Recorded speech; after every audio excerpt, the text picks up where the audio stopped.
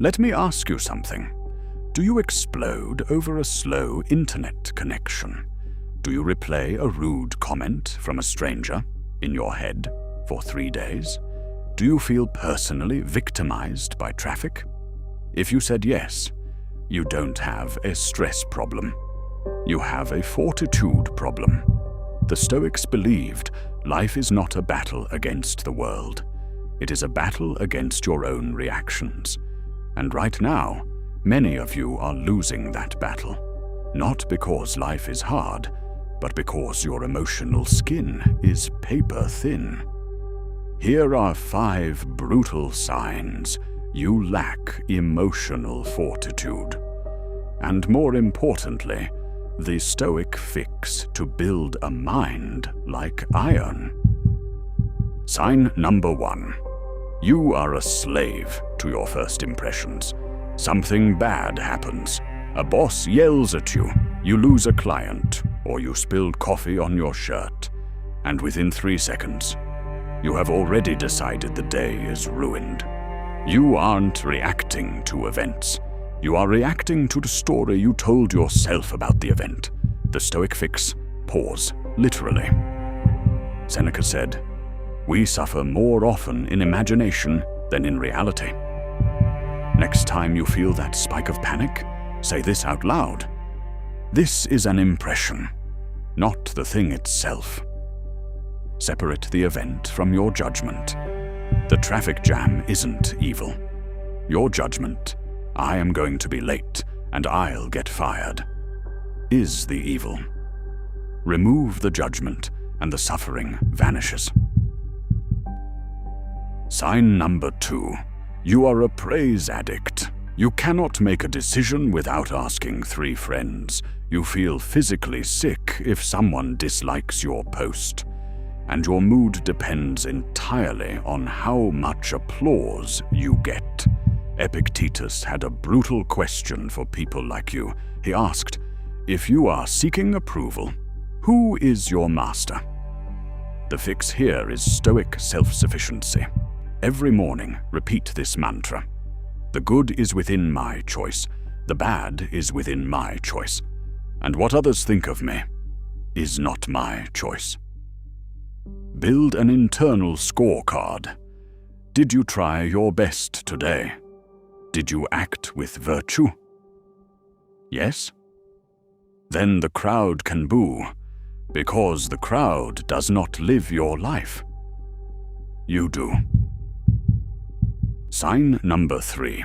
You are a professional fortune teller, and you only predict disasters. You lose 1 client and immediately think, "I'll be bankrupt." Your partner is 5 minutes late, and you think they got in a fatal crash. You project your current anxiety onto a future that doesn't exist yet. This is the opposite of fortitude.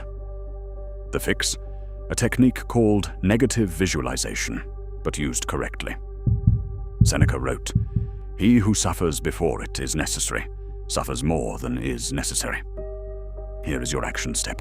When you catch yourself spiraling, stop and ask, specifically, what is the absolute worst thing that can happen? Name it. I lose my job. Okay, I move back home. Okay, I survive. Once you realize you can survive the worst, the fear of the maybe loses all its power. Sign number 4.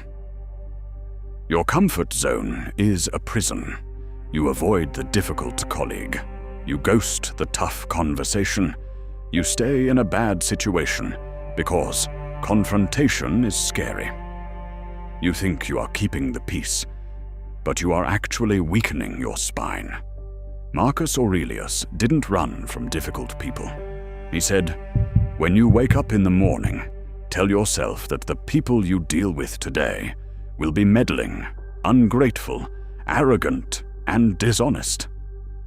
The fix is, the obstacle is the way. Instead of avoiding the difficult person, see them as a free training partner for your patience. Every rude comment is a rep. Every hard conversation is a set. change your goal. Don't aim for a comfortable day. Aim for a day where you were tested and did not break. That is fortitude. Sign number 5, and this is the big one. You are terrified of silence. You reach for your phone the second you have a spare second. You need music to shower. You need a podcast to drive, because if you stopped, the anxiety would catch up. Fortitude is the ability to be alone with your mind without running away. The Stoic fix is the inner citadel. You must practice voluntary discomfort. Try this today. 10 minutes, no phone, no book, no noise, just you and your breathing. Pascal famously said, "All of humanity's problems stem from man's inability to sit quietly, in a room, alone." When you can sit in silence and feel peace, not panic, you are no longer a slave to distraction. You are free. Listening to these signs isn't enough. You need a daily training regimen. Fortitude is a muscle. If you don't lift, it atrophies. Here is your 3-step Stoic morning routine, starting tomorrow. Step 1. Premeditatio malorum. Spend 2 minutes imagining everything that could go wrong today. Your car breaks, you get yelled at, you fail a task. Visualize it. Now realize, you will survive all of it. The fear dies in the light. Step 2. The dichotomy of control. As you drink your coffee, physically write down 2 lists.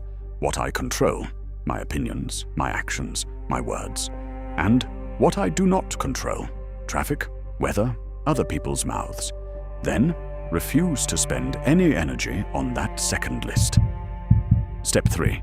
Voluntary hardship. Once a week, do something hard on purpose. Take a cold shower, fast for a meal, or walk instead of drive. The Stoics did this not to be miserable, but to realize, I don't need luxury, I need resilience.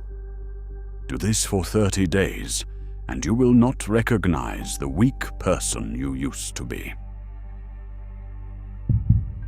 Emotional fortitude is not about being a robot. It is not about feeling nothing. It is about looking at chaos, looking at insults, looking at failure, and saying, "You do not touch my core. My core is reason. My core is choice. My core is virtue."